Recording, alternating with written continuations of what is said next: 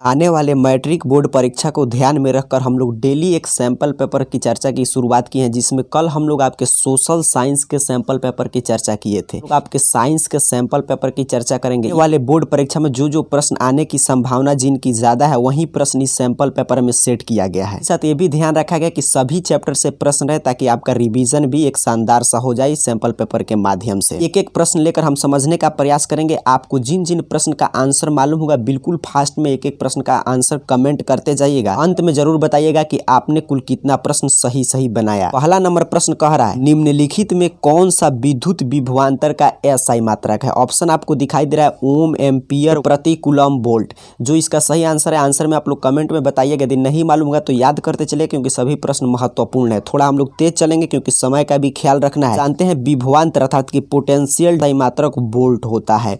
विभव या विभवांतर दोनों का एसआई मात्रक क्या होता है, वोल्ट। प्रश्न का सही आंसर हो जाएगा ऑप्शन डी।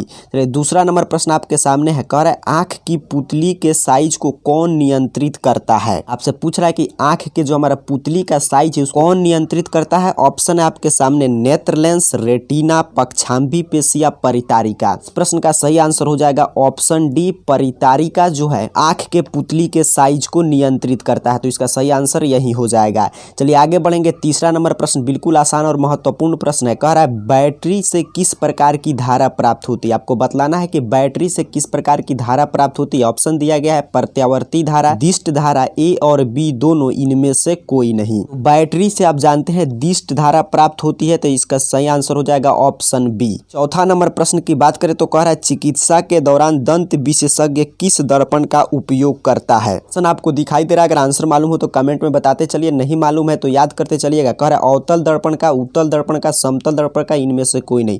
प्रश्न पूछ रहा है कि समय जो है दंत विशेषज्ञ किस दर्पण का प्रयोग करते हैं। तो आप जानते हैं नाक, कान, गला, दांत के जांच में अवतल दर्पण का प्रयोग किया जाता है। तो इसका सही आंसर हो जाएगा ऑप्शन ए। आगे बढ़ेंगे। 5 नंबर प्रश्न कर रहा है वह उपकरण जो विद्युत ऊर्जा को यांत्रिक ऊर्जा में बदलता है वह क्या कहलाता है। तो विद्युत मोटर।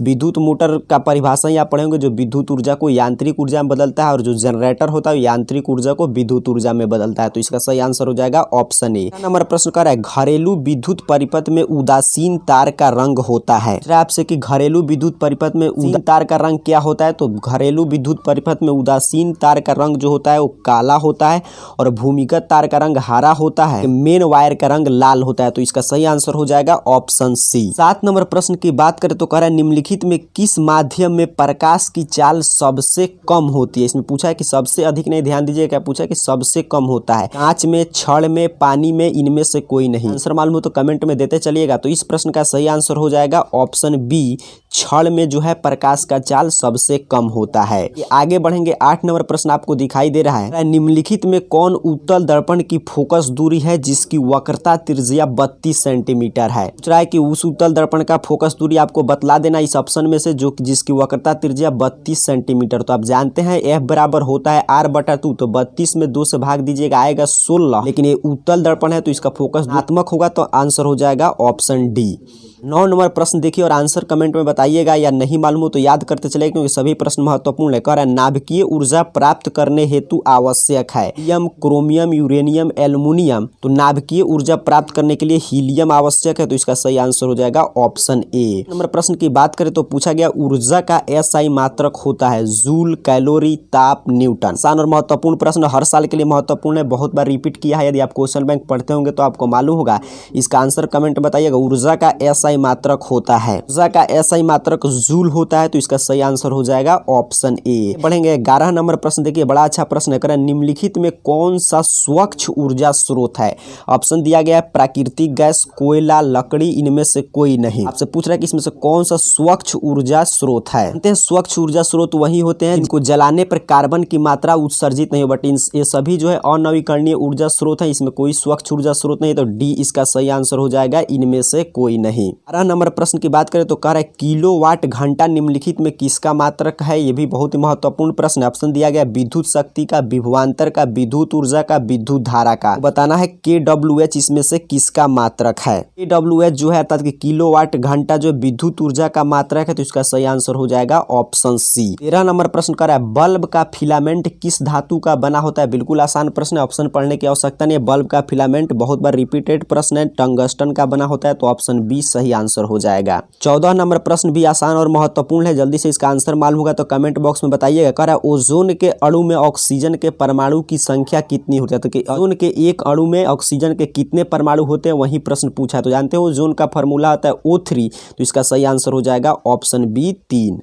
चलिए 15 नंबर प्रश्न आपको दिखाई दे रहा है, निम्नलिखित में उपधातु समूह कौन है। इसमें से पूछ रहा है कौन सा समूह उपधातु है। ध्यान से देखिएगा इसमें से कौन समूह आपको दिखाई दे रहा है कि उपधातु है। यहाँ पे जो सी नंबर समूह आप देख रहे हैं SiAsSb, ये उपधातु है, तो यही इसका सही आंसर हो जाएगा ऑप्शन सी। प्रश्न पत्र को पलटते हैं और उस साइड पहुंचते। अभी तक जो भी स्टूडेंट वीडियो को लाइक नहीं किए लाइक कर दीजिए। और डेली 7:30 PM पे जैसे कल हम लोग आपके सोशल साइंस का देखे, एक एक सेट हम लोग बिल्कुल इस साल के लिए महत्वपूर्ण प्रश्न है वही डिस्कस कर रहे हैं। आज हम लोग साइंस की चर्चा कर रहे हैं, सिर्फ आपका हिंदी, संस्कृत, मैथमेटिक्स से है, उसकी भी यदि आप लोग वीडियो को लाइक करते हैं तो हम लोग कंटिन्यू करके उसको भी समाप्त करेंगे। चलिए 16 नंबर प्रश्न ध्यान से देखिए और आंसर कमेंट कीजिएगा। कह रहा है तत्वों का सबसे पहले वर्गीकरण किसने किया था। न्यूलैंड्स ने, डोबेरिनर ने, लोथार मेयर ने, मेंडालीफ ने। पूछा कि सबसे पहली बार तत्वों का वर्गीकरण किसने प्रस्तुत किया था, तो आप पढ़े होंगे डोबेरिनर का त्रिक सिद्धांत, तो ऑप्शन बी इसका सही आंसर हो जाएगा। 15 नंबर प्रश्न देखिए पूछ रहा है सोडियम क्लोराइड में क्या होता है। वैद्युत संयोजी बंध, सह संयोजी बंध, समन्वयी उप सह संयोजकता, इनमें से कोई नहीं। सोडियम क्लोराइड अर्थात कि NaCl में कौन सा बंध होता है, तो NaCl में आप जानते हैं आयनिक बंध होता है। तो कोवैलेंट बंध अर्थात कि वैद्युत संयोजी बंध या आयनिक बंध, तो इसका सही आंसर हो जाएगा ऑप्शन ए।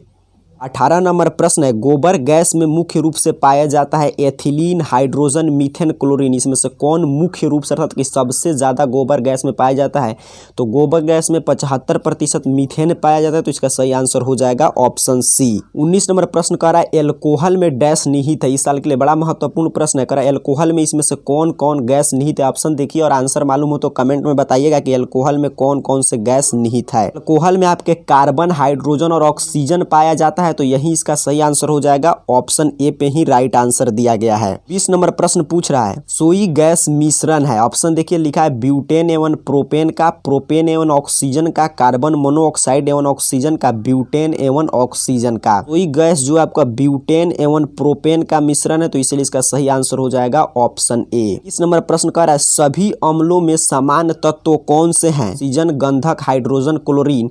तो अम्ल का परिभाषा पढ़े होंगे कि अम्ल जो है जल में घुलकर हाइड्रोजन आयन देता है, तो सभी में हाइड्रोजन तत्व पाया जाएगा तभी वो अम्ल होगा, तो इसीलिए इसका सही आंसर हो जाएगा ऑप्शन सी। 22 नंबर प्रश्न पूछ रहा है आपसे ग्रीन हाउस प्रभाव के लिए कौन सा गैस उत्तरदायी है। अर्थात इसमें से कौन से गैस के प्रभाव के स्वरूप ग्रीन हाउस इफेक्ट होता है। Carbon dioxide, oxygen, sulphur dioxide, nitrogen. बिल्कुल आसान प्रश्न है, इस प्रश्न का सही आंसर हो जाएगा CO2 कार्बन डाइऑक्साइड। 23 नंबर प्रश्न देखकर आंसर कमेंट में बताइएगा। कह रहा है कठोर जल के संबंध में कौन गलत है। कि इसमें से कौन सा कथन जो है कठोर जल में लागू नहीं होता है। कह रहा साबुन अधिक घिसता है, झाग नहीं बनता है, मैग्नीशियम बाइकार्बोनेट की उपस्थिति। ये तीनों कथन बिल्कुल जल के लिए सही है। चौथा जो कथन है आयरन पायराइड्स की उपस्थिति, यही नहीं लागू होता है, तो इसका सही आंसर हो जाएगा ऑप्शन डी, यही गलत है। नंबर प्रश्न है कास्टिक सोडा का रासायनिक सूत्र है। पूछ रहा है इसमें से कौन सा सूत्र जो है कास्टिक सोडा का रासायनिक सूत्र है। NaOH कास्टिक सोडा का रासायनिक सूत्र है, तो इसका सही आंसर हो जाएगा ऑप्शन सी। 25 नंबर प्रश्न देखिए बड़ा महत्वपूर्ण है। सोडियम को जल में डालने पर कौन सी गैस निकलती है। आपसे पूछ रहा है कि सोडियम को यदि हम जल में डालेंगे तो उसमें से कौन सा गैस निकलता है। ऑप्शन आपको दिखाई दे रहा है, आंसर इसका कमेंट बॉक्स में बताइएगा। पूछ रहा है हाइड्रोजन, नाइट्रोजन, ऑक्सीजन, इनमें से कोई नहीं। तो सोडियम को जल में डालने पर हाइड्रोजन गैस निकलता है, तो ए इसका सही आंसर हो जाएगा। 26 नंबर प्रश्न कर रहा है निम्नलिखित में कौन बेकिंग सोडा का सूत्र है। इसमें से कौन जो है बेकिंग सोडा का सूत्र है। K2CO3 Na2Cl2 AHCO3 NaOH। बतलाना है कि इसमें से कौन जो है बेकिंग सोडा का सूत्र है। तो NaHCO3 बेकिंग सोडा का सूत्र है, तो इसका सही आंसर हो जाएगा ऑप्शन सी। 27 नंबर प्रश्न देखिए, कर है प्रकाश संश्लेषण के दौरान O2 का निष्कर्षण कहाँ से होता है। पूछ रहा है प्रकाश संश्लेषण क्रिया में ऑक्सीजन कहाँ से निकलता है। CO2 से, क्लोरोफिल से, O से, प्रकाश से। तो प्रकाश संश्लेषण की क्रिया में O2 जो है पत्ती से, पेड़ के पत्तों से निकलता है और हरा पत्तों में क्लोरोफिल पाया जाता है, तो सही आंसर हो जाएगा ऑप्शन बी। 28 नंबर प्रश्न कह रहा है मनुष्य के आहारनाल की सबसे लंबी संरचना कौन है। तो हमारे आहारनाल की सबसे लंबी संरचना इस ऑप्शन में से कौन है। छोटी आंत, बड़ी आंत, आमाशय, ग्रासनली। तो मनुष्य के आहारनाल की सबसे लंबी संरचना छोटी आंत है, भले ही इसका नाम बड़ा आंत है, बट जानते हैं इससे लंबाई में बड़ा होता है, तो यही सबसे लंबी संरचना होगा छोटी आंत। ऑप्शन ए राइट आंसर हो जाएगा। 29 नंबर प्रश्न कह रहा है आपसे कि इनमें से कौन उत्सर्जी अंगक नहीं है। पूछ रहा है कि इसमें से कौन जो उत्सर्जी अंगक नहीं है। नेफ्रॉन, न्यूरॉन, ग्लोमेरुलस, बोमेन संपुट।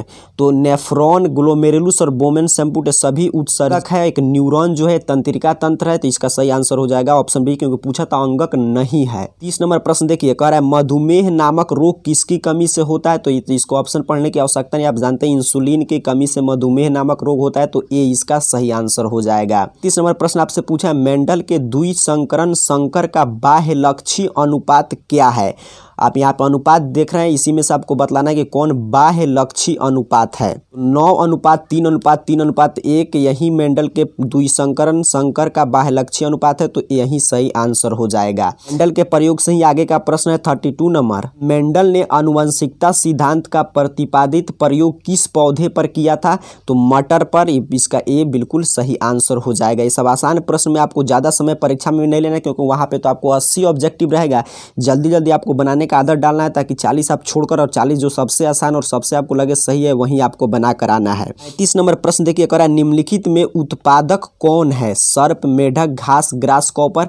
तो घास जितने हरे पौधे हैं सभी उत्पादक होते हैं, तो यही सी इसका सही आंसर हो जाएगा। 34 नंबर प्रश्न कह रहा है मानव शरीर के रक्त में अशुद्धियों को छान कर निकालता है। इसमें से कौन अशुद्धि को छान कर निकालता है। तो ऑप्शन के अनुसार इसका आंसर ऑप्शन ए हो जाएगा। फेफड़ा जो है मानव शरीर के रक्त का अशुद्धियों को छान कर निकालता है, तो ए इसका राइट आंसर होगा। प्रश्न पत्र को इस साइड पलटते हैं और सभी प्रश्न महत्वपूर्ण है, आंसर कमेंट में करते चलिए, इससे पता चलेगा आपका तैयारी कितना हुआ है। नहीं मालूम हो तो याद जरूर कर लीजिएगा, क्योंकि यहाँ से तमाम प्रश्न आपको बोर्ड परीक्षा में देखने को मिलेंगे।